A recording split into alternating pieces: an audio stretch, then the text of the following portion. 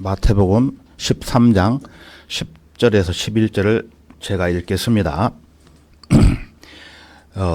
제자들이 나와 주께 말씀드리기를 어찌하여 그들에게 비유로 말씀하시나이까 라고 하니 주께서 그들에게 대답하여 말씀하시기를 이는 천국의 신비들이 너희에게는 알도록 허락되었으나 그들에게는 허락되지 아니하였기 때문이니라.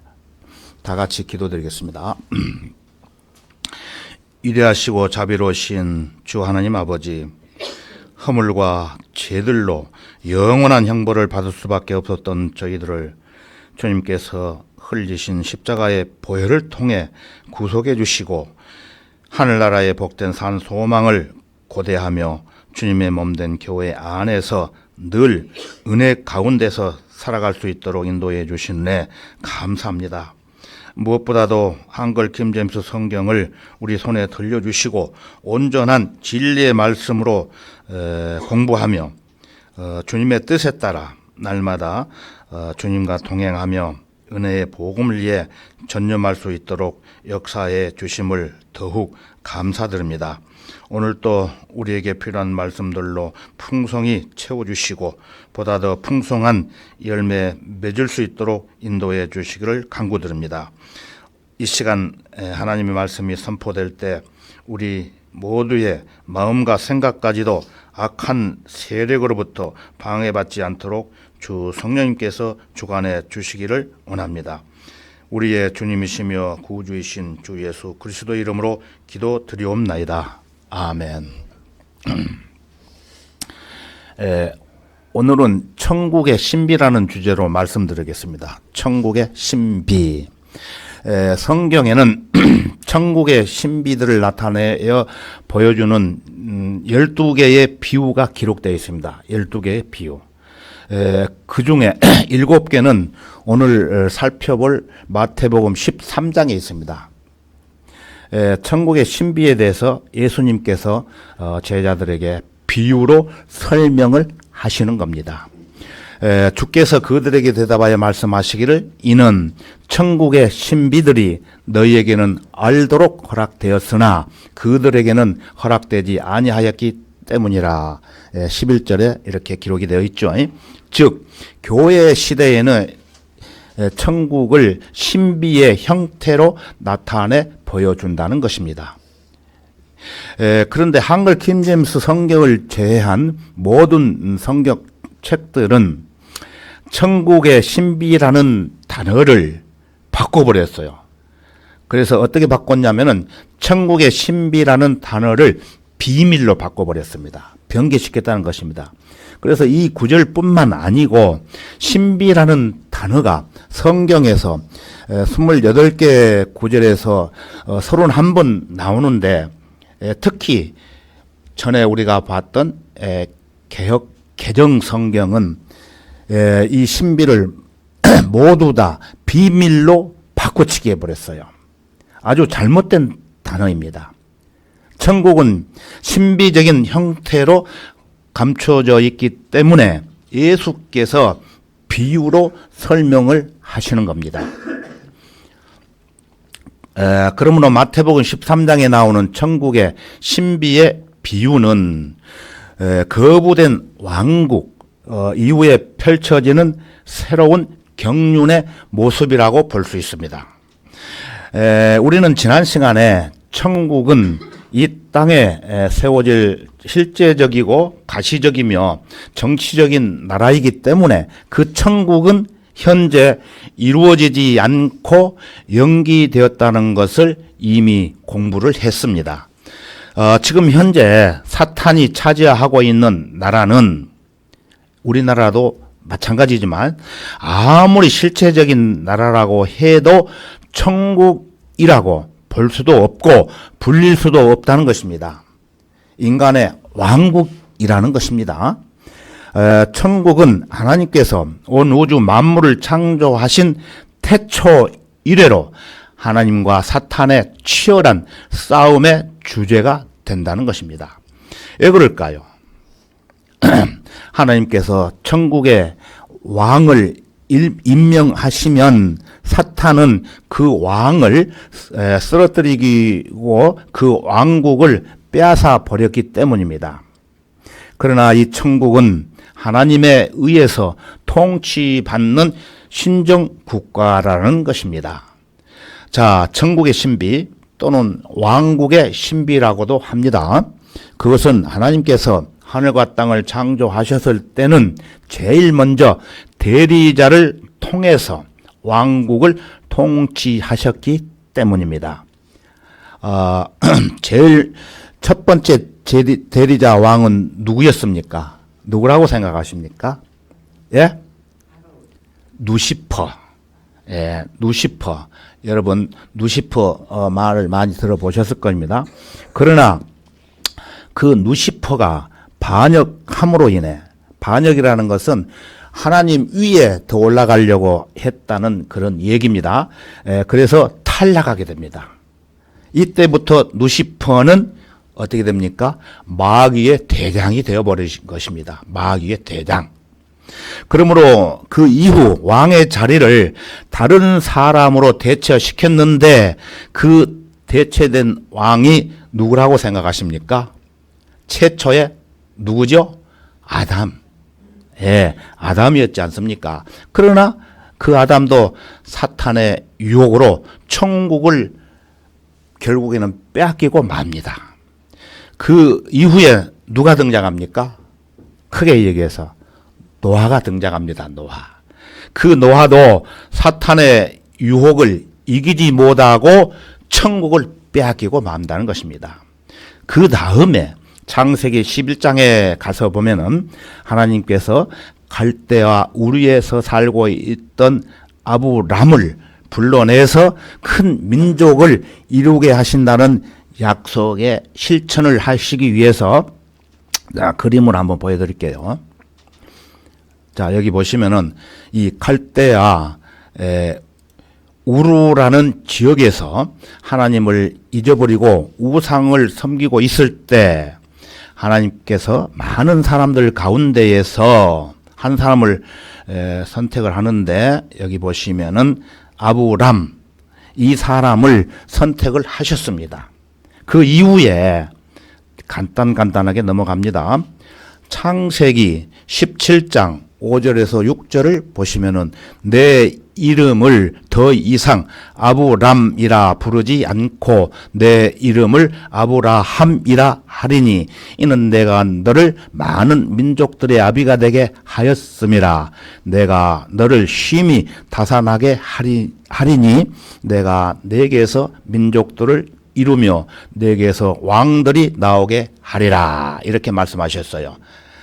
그러므로 아브람을 아브라함이라고 계명을 하게 되었던 것입니다. 그리고 많은 민족들의 아비가 되게 하고 너를 심히 다산하게 하리라고 약속을 하셨기 때문에 여기 그림을 보시면은 그 아브라함은 누구를 낳습니까? 예? 이삭을 낳죠. 예. 그림을 보시면은 이삭을 낳고 이삭은 야곱을 낳게 됩니다. 그 다음에 야곱은 이렇게 12 아들을 낳았습니다. 이들은 나중에 이스라엘의 몇 지파가 됩니까? 12지파가 됩니다. 12아들, 12지파. 그러나 이들은 불행하게 이집트에서 종살이를 하게 되는데 하나님께서 그들을 불쌍히 여기시고 구출해 내십니다. 그것도 완전하게 구출해 내신 다음 야곱의 이름을 다시 창세기 35장 10절에 보시면은 하나님께서 그에게 말씀하시기를 내 이름은 야곱이나 내 이름이 더 이상 야곱이라 불리지 아니할 것이요 이스라엘이 내 이름이 되리라고 하시고 그의 이름을 이스라엘이라 부르시며 야곱이란 이름을 이스라엘이라고 계명을 하십니다. 그 이스라엘이라고 하는 사람의 이름이 지금 현재 실제로 세계 지도에 표기되어 있습니다. 우연이 아닙니다. 자, 그러면 세계 지도를 한번 볼까요? 자, 여기 지도를 보시면은 이스라엘 나라가 중앙에 있죠. 중앙에. 그 이스라엘 국가를 중심으로 해서 좌측에는 미국이 있고 우측에는 대한민국이 있습니다. 그 이스라엘 나라 지도를 조금 더 크게 확대해서 보겠습니다. 여기 보시면은 이스라엘 국기 옆에 아주 적은 빨간 점 하나가 보이죠. 이곳이 바로 이스라엘 나라입니다. 현재. 면적은 우리나라의 강원도 면적하고 비슷합니다. 이스라엘이라는 단어는 하나님의 통치자, 이런 의미가 있습니다. 하나님의 백성인 이스라엘 민족이 탄생하게 되었다는 것입니다. 그때부터 이스라엘의 초대 왕으로 누가 등장합니까? 사울 왕이 등장을 했고, 그 다음에 누구죠? 다윗 왕. 이어서 누가 등장합니까? 솔로몬 왕이 이 땅에 존재하다가 그때 북왕국과 남왕국으로 분리된 이후에 먼저 북쪽 이스라엘이 BC 721년에 멸망을 하고 남왕국은 BC 606년에 멸망을 하게 됩니다. 그 이후에 이방인의 시대가 열리게 되는데 페르시아, 그리스, 로마로 이어지면서 그때 로마 제국이 등장을 하게 됩니다. 그래서 예수께서 이때 육신의 몸을 입고 이 땅에 오심으로 성경은 예수께서 초림하셨다고 말씀을 합니다. 그 당시 왕의 선두주자로서 사역하는 사람이 있는데 누구라고 생각하십니까? 공부했지 않습니까? 침례 요한입니다.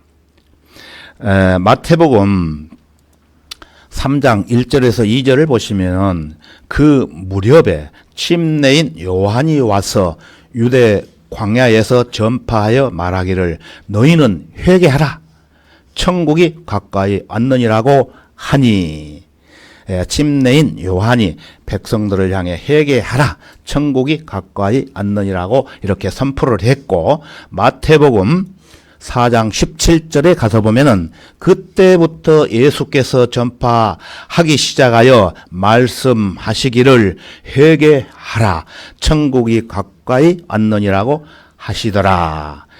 예수님께서도 회개하라 천국이 가까이 왔느니라고 전파하시면서 자신이 왕이요 메시아이심을 표적을 통해 증거하심으로써 이때 예수님께서 직접 천국을 전파하셨던 것입니다. 천국 복음. 이때는 은혜 복음이 아닙니다. 천국 복음. 근데 요즘 사람들은 천국 복음을 전해야 된다고 강당에서 98%가 그렇게 얘기를 하고 있습니다. 그러나 성령들을 믿는 교회는 천국 복음이 아닙니다. 지금 현재 은혜 복음입니다. 천국 복음은 예수님이 이 세상에 오셨을 때 전파했던 것이 천국 복음이라는 것입니다. 지금 현재 천국 복음을 전하면은 지옥에 갑니다. 그러나 왕국의 백성인 유대인들이 이 땅에 천국의 왕으로 오신 예수님을 왕이 아니라고 하면서 어떻게 합니까? 거절을 하지요. 그 결과 예수님은 불법자들의 손에 의해서 십자가에 못 박혀 죽으심으로 천국은 초림 때, 예수님 당시 초림 때 이 땅에 세워지지 못하고 언제로 연기됩니까? 재림 때로 연기되는 것입니다. 그렇다면 초림과 재림 그 사이에 천국은 어떻게 되었을까요? 예수님이 천국 복음을 전했는데 예수님이 승천하신 후 지금까지 약 2000년이라는 세월이 흘렀지만 천국은 없어진 게 아니고 연기되었다는 것입니다. 연기. 역사 전면에 드러나지 못하고 신비적인 형태로 감추어지는데 이를 가리켜 성경은 천국의 신비라고 말씀하시는 건다는 것이다. 말씀하시고 있다는 것입니다. 천국의 신비. 천국의 신비라고 하니까 어떤 사람들은 와, 신비롭다, 아름답다 이렇게 생각하는 사람들이 있는데, 신비롭다, 아름답다 이런 개념의 신비가 아니라는 것입니다. 그리스도께서는 교회 시대에 나타나는 천국을 신비의 형태로 나타내 보이시는 것입니다. 천국, 즉 왕국은 성경의 주제이자 하나님과 사탄 간의 치열한 영적 전쟁의 주제라고 말씀드렸죠. 그래서 하나님께서 어떤 인간을 천국의 왕으로 임명하시면 사탄은 그 왕을 쓰러뜨리고 그 왕국을 탈취한다는 것입니다. 그러나 아무리 사탄이 그 왕국을 빼앗았다고 해도 그가 차지하고 있는 나라를 천국이라고 부를 수는 없습니다. 다만 인간들의 왕국이나 세상 나라들로 불릴 뿐입니다. 그래서 하나님의 왕국을 차지하려고 하는 사탄은 사탄 자신이 다스리는 왕국을 하나님께서 다스리시는 천국과 비슷하게 보이게 하려고 모조품 하나를 만들어냅니다. 그것이 바로 오늘날 기독교계입니다. 기독교계. 쉽게 말해서 기독교계라는 말은 기독교 왕국이라는 말입니다. 천국인데 그 천국은 기독교 왕국이 되어버렸다는 것입니다. 이게 천국의 신비입니다. 신비. 천국은 수면 밑으로 가라앉아 버린 것이고 대신 천국 비슷한 것이 올라왔다는 것입니다. 대표적인 것이 누구냐면은 로마 가톨릭입니다. 성경에 나옵니다. 실제적 왕국을 갖고 싶은 거죠. 이게 기독교계입니다. 그래서 기독교 왕국이라는 것이에요. 천국의 신비는 바로 이 기독교계의 모습을 보여줍니다. 천국 자체는 신비적 형태로 감춰졌다는 것입니다. 그래서 교회 시대 기간을 천국의 신비의 기간이라고 말하는 것입니다. 천국이 신비적 형태로 감추어진 동안 기독교계가 등장을 했고, 천국과 기독교계 둘 다 왕국이라는 점에서는 공통적이지만 분명하게 다른 점이 있다는 겁니다. 천국은 하나님께서 실제적으로 다스리는 왕국이라는 거예요. 하지만 기독교계는 하나님께서 다스리는 왕국이 아니라 이 세상의 신이 그들 가운데 있다는 것입니다. 자, 고린도후서 4장 4절을 보시면은 그들 가운데 이 세상의 신이 믿지 않는 자들의 마음을 어둡게 하여 하나님의 형상이신 그리스도의 영광스러운 복음의 광채가 그들에게 비치지 못하게 하느니라. 세상의 통치자인 사탄이 다스리는 왕국이라는 것입니다. 천국의 신비는 천국이 감추어지는 기간에 등장하는 것이므로 교회 시대에 있어서 세상과 기독교계라는 그 안에서 벌어지는 현상과 사건들에 적용된다는 것입니다. 자, 천국의 신비들에 대해서 마태복음에서 12가지로 나타내 보여주고 있는데 그 중에 7가지 신비들의 비유가 마태복음 13장에 등장합니다. 자, 마태복음 13장에 나오는 신비의 비유를 보시면은 첫 번째, 씨 뿌리는 자의 비유가 있고, 두 번째, 겨자씨의 비유가 있고, 세 번째, 누룩의 비유, 네 번째, 밭에 덕보리의 비유, 다섯 번째, 밭에 숨겨진 보물의 비유, 여섯 번째, 진주 찾는 상인의 비유, 일곱 번째, 그물의 비유가 언급되어 있습니다. 마태복음 13장에서만. 그래서 오늘 이 시간에는 시간 관계상 이 7가지 비유에 대해서 간단하게 개요만 살펴보겠습니다. 자, 첫 번째, 씨 뿌리는 자의 비유입니다. 마태복음 13장 18절에서 23절에 가서 보면은 대표적인 씨 뿌린 자의 비유를 예수께서 제자들에게 네 가지로 나누어서 설명하고 계십니다. 살펴보기 전에 제일 중요한 것은 말씀을 뿌리는 자는 누구라고 했습니까? 예? 말씀을 뿌리는 자, 예수 그리스도이시며, 씨는 하나님의 말씀이며, 씨, 새들이라고 나오는데, 새들은 사탄의 종들인 마귀라는 것입니다. 자, 첫 번째, 길가에 뿌려졌다는 것은, 씨가 길가에 뿌려졌다는 것은 마음에 뿌려진 말씀을 악한 자가 가로채 간다는 것입니다. 이런 자는 구원받은 사람입니까? 구원받지 않는 사람입니까? 뿌려졌다는 것은 악한 자가 가로채 간다는 거예요. 구원받지 못한 사람을 말하고 있습니다. 두 번째, 돌밭에 뿌려졌다는 것은 말씀을 받으나 곧 말씀으로 인하여 환난이나 박해가 오면은 실족한다는 거예요. 이런 사람도 구원받지 못한 상태를 말하는 것이고, 세 번째, 가시떨기에 뿌려진 것은 세상의 염려와 재물의 미혹이 말씀을 억눌려 열매를 맺지 못한다는 것입니다. 구원은 받았으나 열매가 없는 사람입니다. 니코데모 같은 사람이죠. 네 번째, 좋은 땅에 뿌려졌다는 것은 말씀을 듣고 깨달아 많은 열매를 맺는다는 것입니다. 제자들의 경우를 비추어 보면은 그때 11 제자들은 몇 배 결실을 맺었습니까? 30배. 핵심 멤버들이 있죠. 베드로, 야고보, 요한. 이들은 60배. 그리고 사도 요한은 100배의 열매를 각각 맺은 것으로 볼 수 있다는 것입니다. 우리들도 최소한 30배 이상의 열매가 있어야 되지 않겠습니까?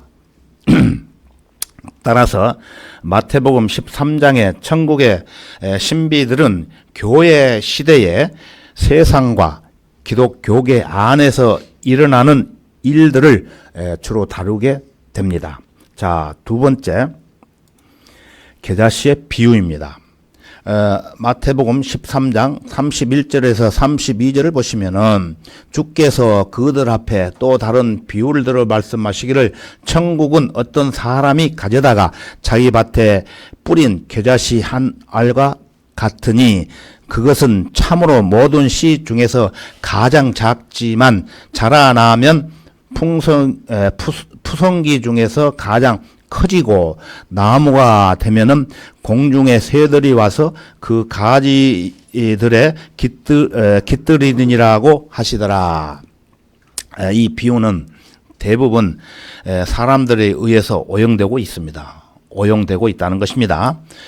사람들은 이 구절을 천국의 확장이라고 해석을 합니다. 즉, 겨자씨만큼 작은 천국 또는 하나님의 나라가 복음이 전파되면서 확장되어 전 세계에 이르게 되면은 주위의 사람들, 새들에게 영향을 끼치게 되어 사회의 모든 구석구석까지 하나님의 통치가 미치게 된다고 가르치며, 개인적으로는 겨자씨만한 믿음이 자라가지고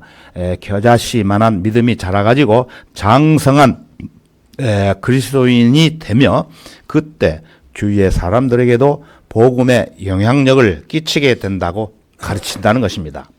특히 로마 가톨릭 교회는 이 확장되는 겨자씨 나무를 자기들의 교회라고 가르쳐 로마 가톨릭 교회의 세력이 전 세계에 미쳐야 한다고 주장을 하고 있습니다. 그러나 이 비유는 전혀 그런 뜻이 아닙니다. 겨자씨가 자라면 원래 푸송기 같은 나물이 되어야 정상입니다. 그런데 이 비유에서 겨자씨는 나무가 되었습니다. 그래서 비정상적인 성장을 하게 되었던 것입니다. 그리고 공중의 새들은 4절과 19절에 보면은 마귀의 세력입니다. 다시 말해서 이 이상한 나무에 마귀들의 세력이 보금자리를 튼다는 말입니다. 그러므로 이 신비적인 형태의 천국은, 즉 천국이 숨겨져 버린 상태의 기독 교계에는 순수한 그리스도의 사람들만 있는 게 아니라 사탄의 세력도 함께 존재하게 되는 겁니다. 그래서 우리가 직접 보는 것처럼 이 교계에는 많은 거짓 교사들이 있고 사탄의 세력들이 교권을 잡고 있으며 WCC라든가 교단들, 특히 로마 가톨릭이 주도하는 교회 일치운동 또는 종교 통합 운동에 마귀들의 자녀들이 활동하고 있다는 것은 이상한 일이 아니라는 것입니다. 마지막 시대의 특징 중 하나는 세계 단일 종교가 등장하게 됩니다. 종교 통합 운동의 일환으로 로마 가톨릭의 수장인 프란치스코 교황은 교황으로서는 최초로 3박 4일 일정으로 칼데아 우르 지역 현재 이라크를 방문함으로써 아브라함 안에서 한 형제라는 상징성을 널리 홍보했던 적이 있습니다. 그런 가증한 종교 통합은 독보리가 불살라지기 위해 하나로 묶이는 과정임을 여러분은 잊지 마시기 바랍니다. 자, 세 번째, 누룩의 비유. 마태복음 13장 33절을 보시면은 주께서 그들에게 또 다른 비유로 말씀하시기를 천국은 어떤 여인이 가져다가 가루 섬 아래 숨겨 넣어 전체를 부풀게 한 누룩 같으니라고 하시더라. 이 비유 역시 많은 사람들에 의해 오용되고 있는 비유입니다. 잘못된 비유라는 것입니다.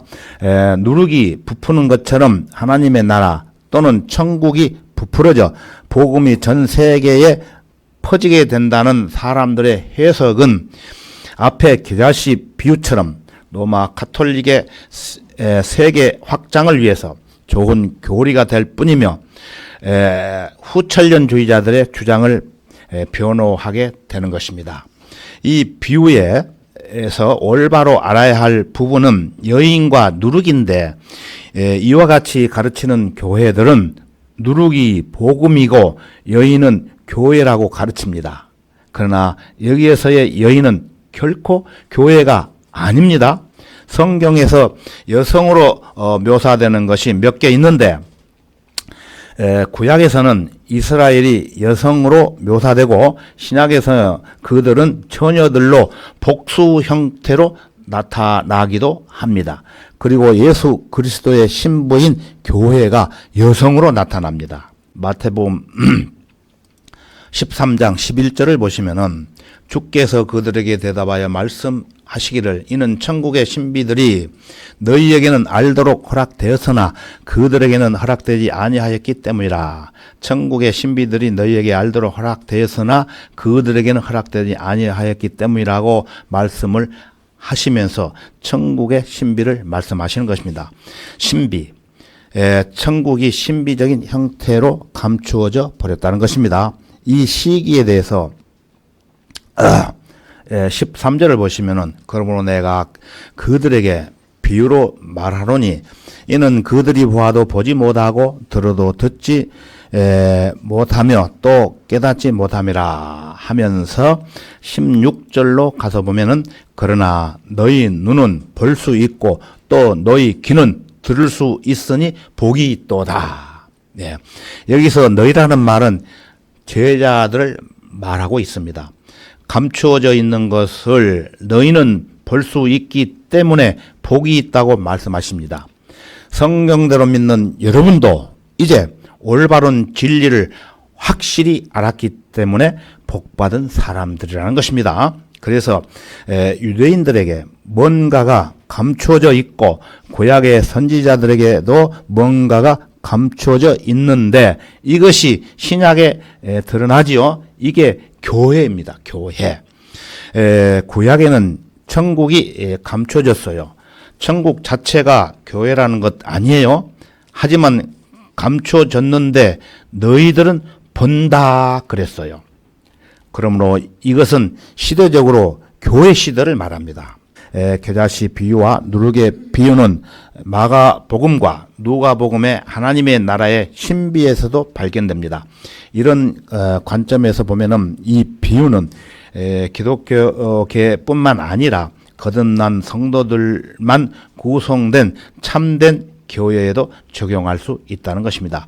곧 마귀가 순수한 지역 교회 안에서 계속 죄의 영향력을 행사하려고 한다는 것입니다.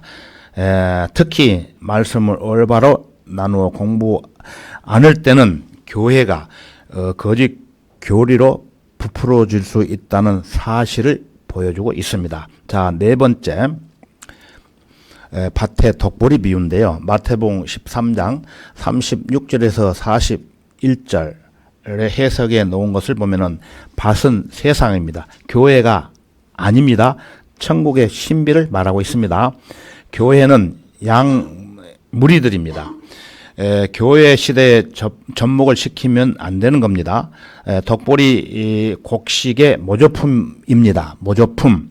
가짜 곡식인데 진짜 곡식하고 거의 비슷하게 생겼기에 덕보리를 뽑다가 곡식까지 뽑을 염려가 있으므로 덕보리를 그냥 놔두라고 되어 있습니다.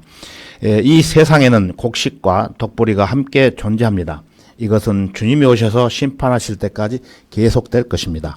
이 비유는 덕보리와 함께 모아서 불에 태울 때까지 이 세상은 악할 뿐이라는 것을 설명해 주고 있습니다. 그러므로 주님의 재림을 기다리지 않고 이 세상을 아름답게 만드는 것이 얼마나 무용한 일인가를 알 수 있는 것이죠. 교회는 순결해야 됩니다. 그것은 예수 그리스도의 몸이고 신부이기 때문에 모두 거듭난 사람들로만 구성되어 있어야 된다는 것입니다. 만약 거듭나지 못한 사람이 성경대로 믿는 교회 안에서 거듭난 채하고 말씀을 들어도 거듭나지 못하고 주님의 선한 일에 계속 방해를 한다면 그냥 놔주면 안 된다는 거예요. 쓴뿌리는 말씀의 칼로 당장 도려내야 번지지 않는다는 것입니다. 그렇지만 지역 교회 안에서 쓴뿌리를 내지 않고 있으면서 혹 거듭나지 못한 사람이 있다면 빨리 은혜의 복음을 전해서 구원받게 해서 지역 교회에서 순수한 주님의 몸이 되도록 인도해야 합니다. 지금 교회 시대에 거듭난 그리스도인들이 잃어버린 바 되고 입술로만 고백하는 가짜 그리스도인들과 섞여 있다는 것입니다.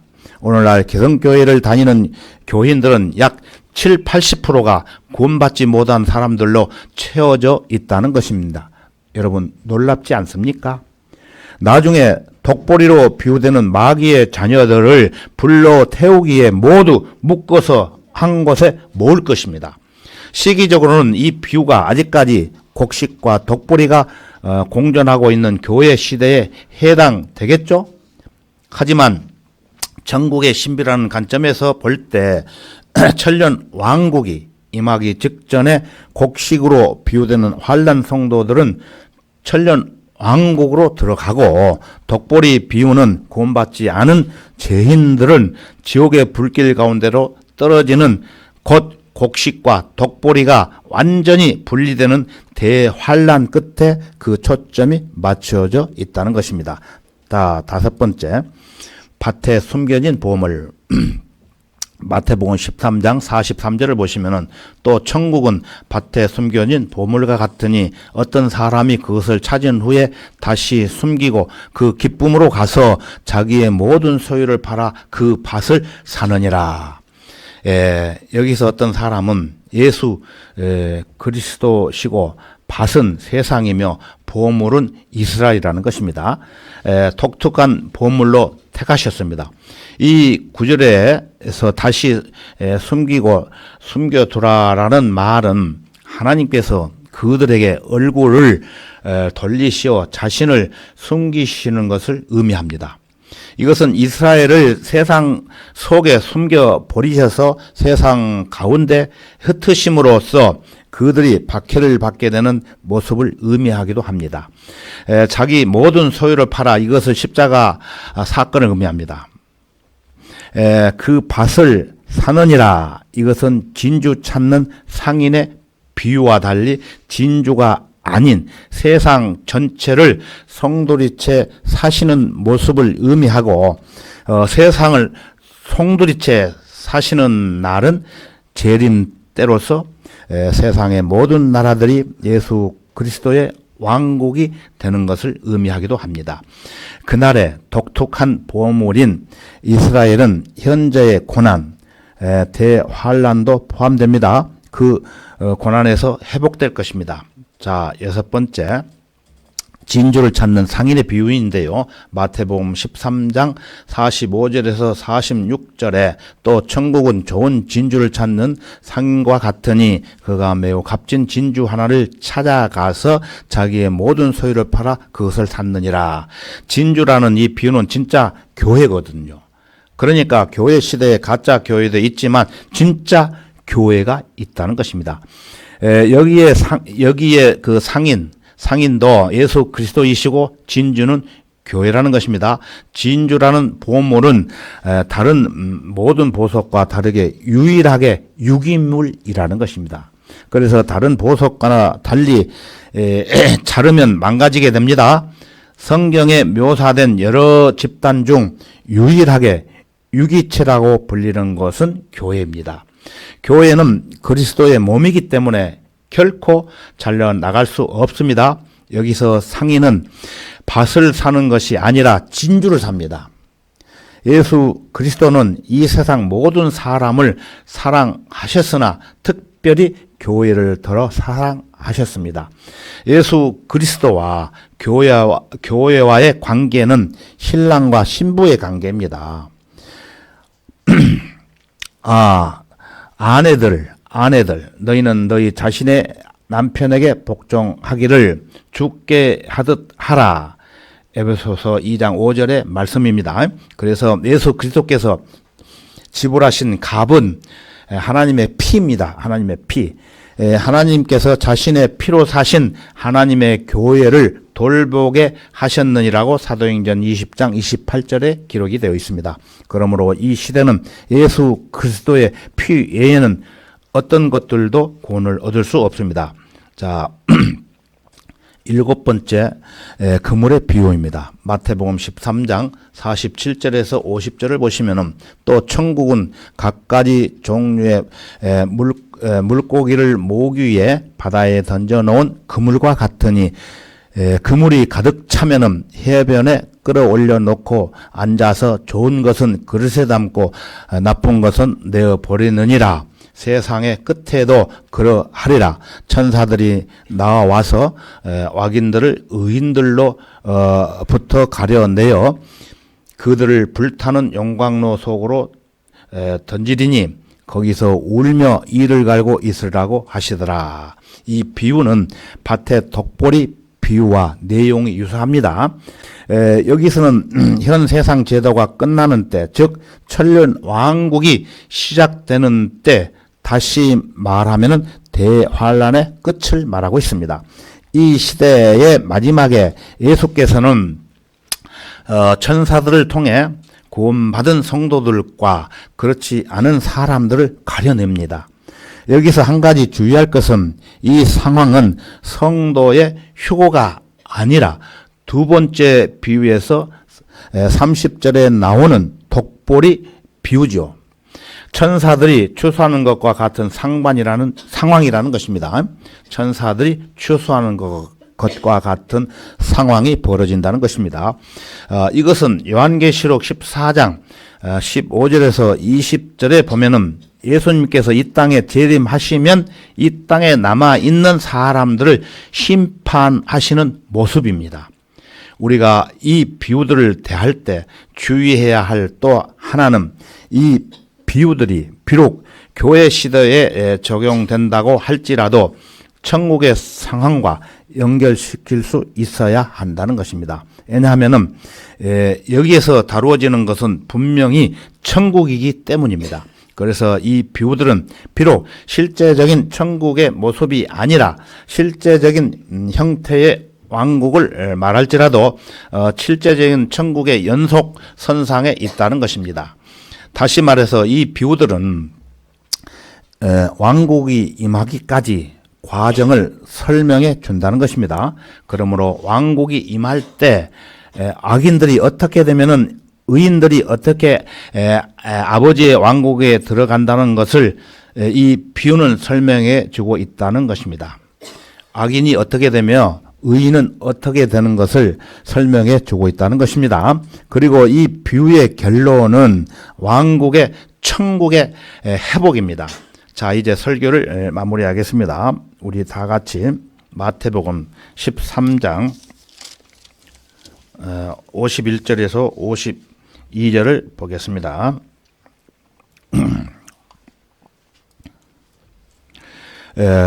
마태복음 13장 51절에서 52절을 제가 읽겠습니다.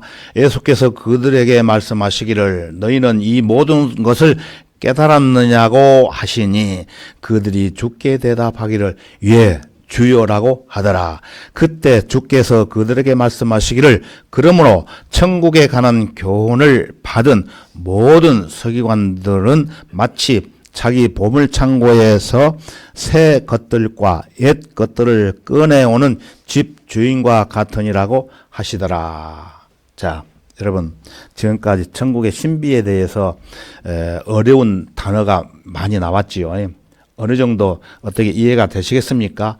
상당히 그 천국의 신비라는 것을 설명하기 위해서 여러 가지 말씀을 제가 인용을 했는데 이 천국의 신비가 굉장히 어렵습니다. 천국의 역사, 천국 하늘나라 하나님 나라는 우리가 한번 들으면 쉽게 이해가 되지만은 천국의 신비에 대해서는 상당히 비유로 말씀을 하셨기 때문에 어려워요. 그래서 여러분들이 각자 집에 가시면은 더 공부를 하시면은 좋겠습니다.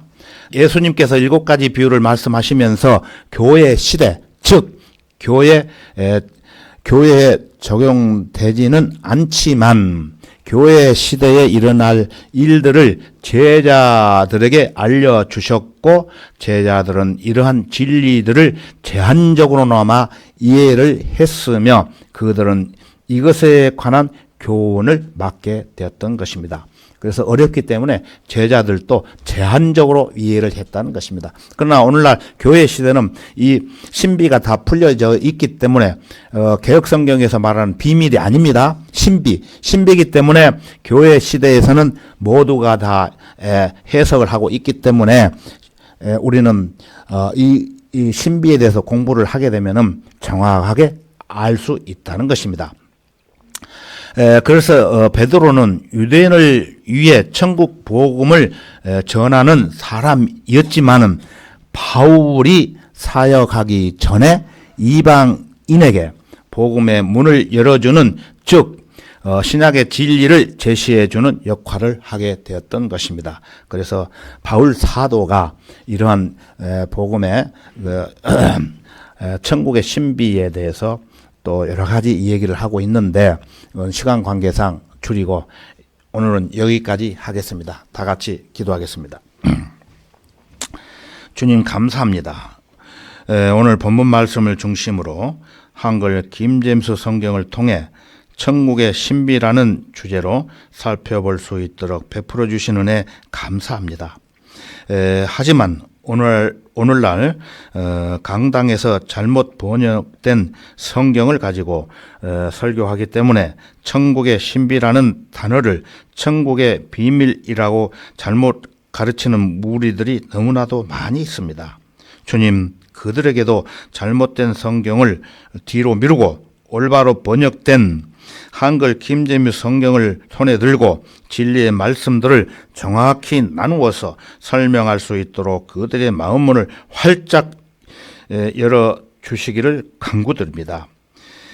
이제 얼마 안 있으면 예수님께서 공중 재림하시면 우리는 눈 깜짝할 사이에 휴고되어 하늘나라에 들어가게 되고, 구원받지 않은 혼돈은 이 세상에 남아 7년 대환란 시대를 맞이하게 됩니다.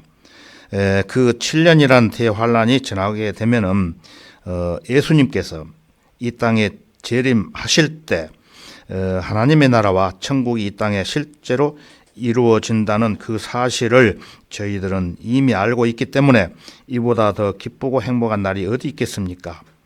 이 모든 것을 감사할 수밖에 없습니다. 이 사실을 모르는 자들에게 알려줄 수 있도록 우리 모두에게 힘과 용기를 주옵소서. 주 예수 그리스도 이름으로 기도하옵나이다. 아멘.